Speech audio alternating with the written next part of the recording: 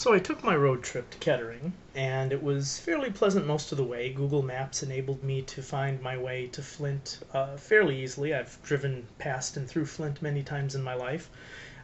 It gave me directions once I got off at the proper exit 118, I think it was, Corona Road M21, and it was there that I had my first problem.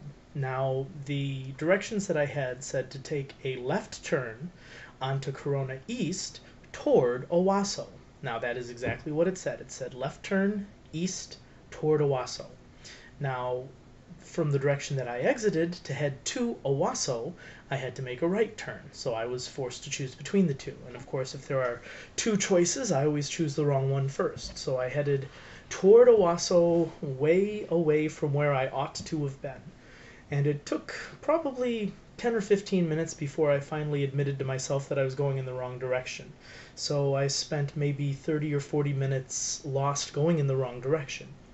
Then once I did turn around heading the right way, I was a little nervous thinking that I was still heading the wrong way. And so I got lost again for 20 or 30 minutes.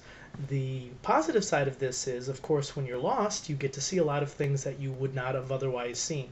So I got to see quite a bit of the town and the area right around Kettering University, which I was very pleased with. But eventually, excuse me, eventually I got to Kettering and started walking around the physical plant. Now, the campus is very nice. You see here the bell tower between two of the larger campus buildings. And I went around trying to take some pictures because I planned to make a video like this with the pictures that I had taken.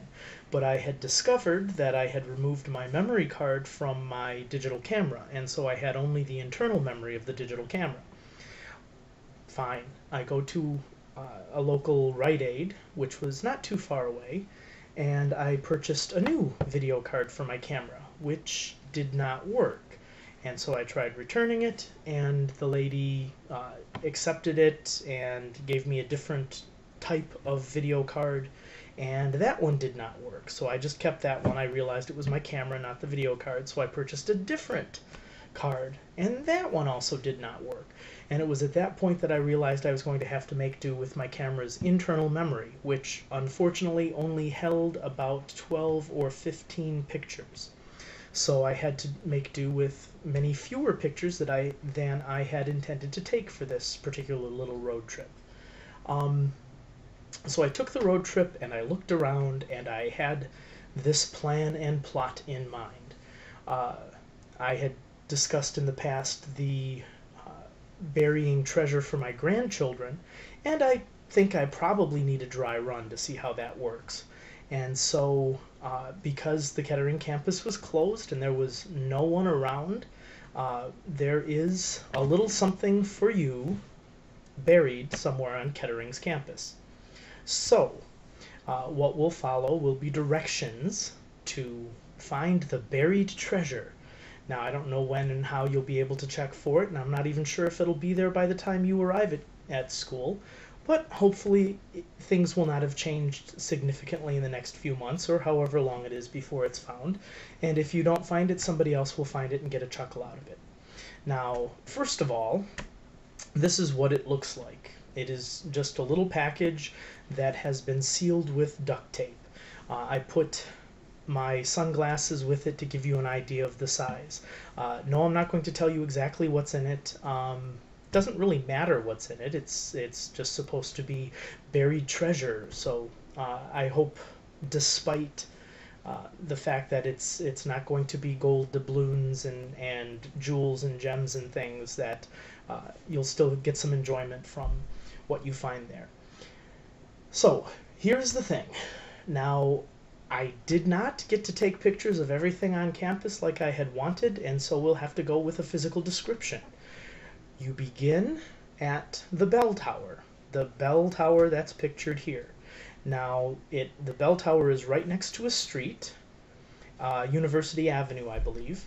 And so there is the big building on the side with the bell tower, and then there's another building, I think it's the academic building, but I'm not positive, on the other side. So you cross University Avenue so that you are across the road from the bell tower. You turn so that the bell tower is to your left, and directly behind you, about 2 blocks, is the Children's Museum. You proceed up or down or west or east or whatever. You head away from the Children's Museum on University Avenue on the side opposite from the bell tower until you come to the corner. And the corner that you come to will be University and DuPont. At that point, you will turn to the right, and you will continue following the sidewalk all along down DuPont. Now, you should be walking basically around the perimeter of another Kettering building, which has a whole bunch of bushes and shrubs and stuff in a big grassy area, and it's nice and pretty.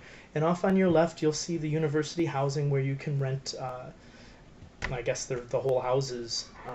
So you continue on down DuPont until you come to the crossroad where it's DuPont and I'm not even sure what the next one is. I'm going to have to stop narration here. Okay, I had to look at the picture.